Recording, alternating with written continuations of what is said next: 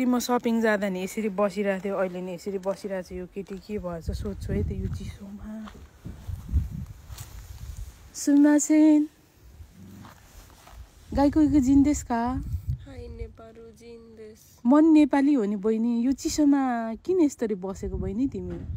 के हुनु र दिदी, बल्ल बल्ल काम पाएको थिएँ, भाषा नि राम्रो थिएन, बल्ल बल्ल पाएको काम पनि कम्पनीबाटै छोड्नु लगायो। दिदी काम पाउँछ भने बरु नयाँ काम खोजिदिनु न प्लिज दिदी। के भएर त्यस्तो भएर बहिनी? कहाँ कम्पनीले किन छोड्न लाएर? कम्पनीको रुलहरू मामोरी गरेनौ होला, राम्रोसँग कामहरू गरेनौ होला, त्यही भएर छोड्न लायो होला नि त नि। त्यस्तो त होइन दिदी, मैले त सकेको गरेकै थिएँ। नेपालीले विदेशमा त नेपालीलाई सपोर्ट गर्नुपर्ने ठाउँमा दिदी नेपालीले नै मलाई त अनेक थरी कुरा लगाइदिएछ कम्पनीमा, अनि कम्पनीले नै कुबिहान दियो दिदी।